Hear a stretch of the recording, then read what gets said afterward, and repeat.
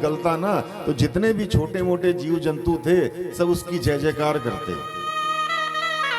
बड़ा अभिमान हो गया। उसने कहा डरना नहीं, मेरे अंदर 10,000 हाथियों का बल है, कोई कष्ट हो तो अवश्य बताना।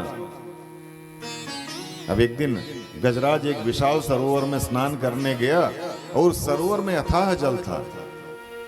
अपने परिवार के साथ जल क्रीड़ा करने लगा और सरोवर के चारों ओर किनारे खड़े जो जीव जंतु थे सब उसकी जय जयकार कर रहे थे। और उस सरोवर में रहता था एक विशाल ग्राह, मगरमच्छ। उस ग्राह ने आकर गजेंद्र का पैर पकड़ लिया। जब पैर पकड़ा तो गजेंद्र ने कोई विचार ही नहीं किया। सोचा अरे कोई होगा छोटा मोटा जीव पकड़ लिया होगा गलती से, उसको पता नहीं कि राजा का पैर पकड़ा है, बाद में मुझसे क्षमा मांगेगा तो मैं क्षमा कर दूंगा। अब सोचने लगा पहले नहा लूं। अब पत्नियों बच्चों के साथ नहाने में लगा है। अब ग्राह ने तो हाथी का पैर जोर से पकड़ रखा है और रक्त बहने के कारण गजराज को लगने लगा कि अब मेरा बल क्षीण हो रहा है, शक्ति क्षीण होने लगी। अब नीचे जब जल में दृष्टि डालकर देखा, पहले तो देखा ही नहीं था, जब डाल करके देखा तो देखा विशाल ग्राह है। अब खींचने का बहुत प्रयास किया पर ग्राह तो जल का जंतु है और जल में उसकी शक्ति अपार है। गजेंद्र ने बहुत जोर लगाया, अपने बल का परिचय दिया पर एक तिल भर भी अपने पैर को हिला नहीं सका। आंखों में आंसू भराए, अहंकार चूर चूर हो गया। पत्नियों बच्चों से बोला मेरी सहायता करो, मैं संकट में हूं।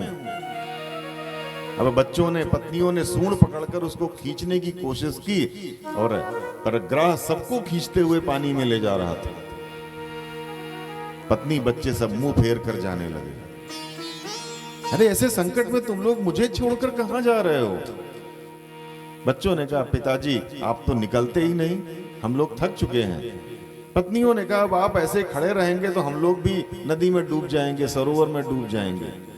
पत्नियां भी चली गई, बच्चे भी चले गए, ग्राह पुकारता ही रह गया। आंखों से आंसुओं की धार बह चली। मन में सोचने लगा कि जिन पत्नी जिन बच्चों को प्राणों से अधिक प्यार किया, स्वयं परेशानी सहकर जिनका लालन पालन किया, आज इस संकट की घड़ी में सब मुझे छोड़कर चले गए। और आशा जीवन में रखनी है ना तो आशा एक राम जी से दूसरी आशा छोड़ दे। गजेंद्र ने सोचा कि संसार के लोगों से सहायता क्यों मांगूं, मांगना है तो भगवान से मांगूं। गजेंद्र ने अपनी आंखें बंद कर ली और सूंड उठाकर प्रभु की स्तुति करने लगा। गजराज ने जो स्तुति की है उसको गजेंद्र मोक्ष स्तोत्रम कहते हैं। आपके जीवन में जब भी भगवान ना करे यदि कोई संकट आए, कोई दुख की स्थिति आए, तो ऐसा संतों का मत है कि इस स्तोत्र का विधि पूर्वक पाठ करने से, नियमित पाठ करने से वह संकट शीघ्र दूर हो जाता है भगवान की कृपा से। तो सुखदेव स्वामी कहते हैं परीक्षित है कि एवं व्यवसिता बुद्ध्या समाधाय मनोहृदि जजाप परमं जाप्यं प्राजग्मन्यनुशिक्षितम्।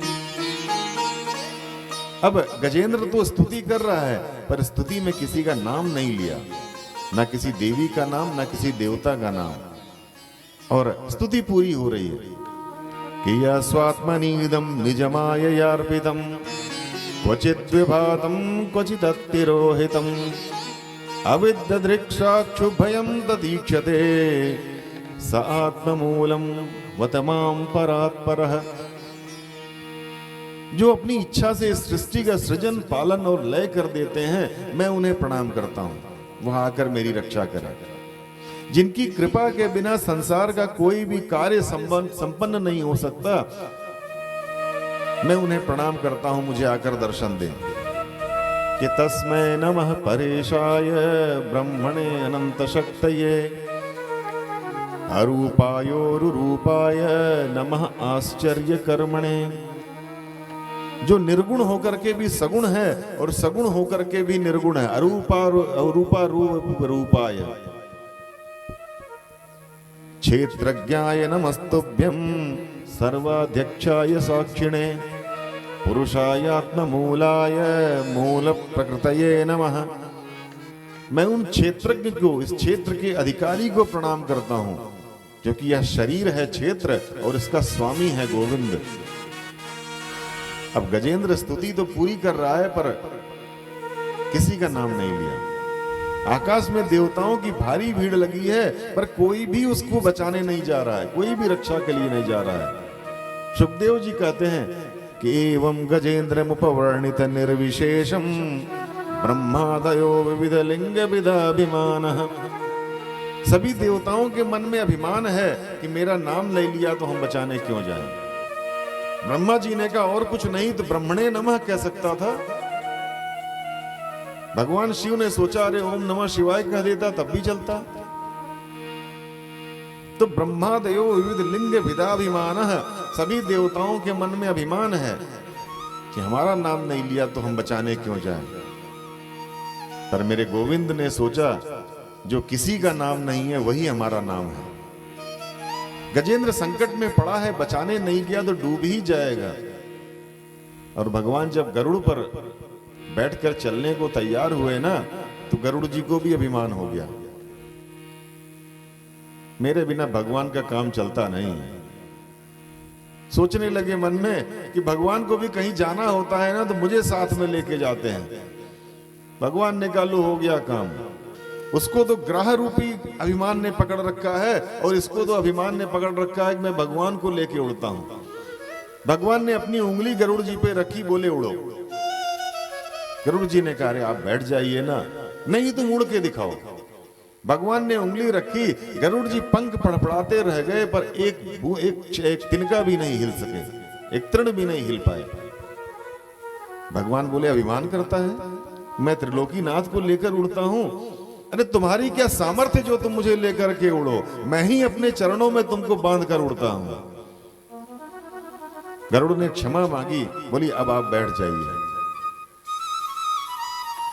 गरुड़ जी ने भगवान को अपने ऊपर बिठाया और लेकर के आए। और जैसे ही गजेंद्र ने भगवान को आते हुए देखा, तो अभी तक जो स्तुति कर रहा था भगवान का नाम नहीं ले रहा था, लेकिन जैसे ही आते देखा कि सोन्तः सरस्यु बलेन गृहीत आर्तो दृष्ट्वा गरुत्मति हरिं कौपात चक्रम उक्षिप्य सांबुजकरम गिरमाह कृच्छान नारायण अखिल गुरो भगवन नमस्ते।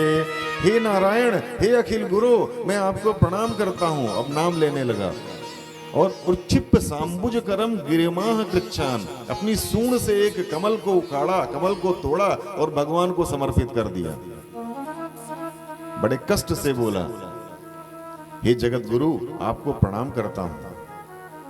अब भगवान ने गजराज की सूंड को पकड़कर खींचा तो ग्राह भी बाहर आ गया हाथी के साथ सरोवर से, और उनके दिव्य सुदर्शन चक्र ने ग्राह के सिर को धड़ से अलग कर दिया। पर यहां एक आश्चर्यजनक घटना हुई।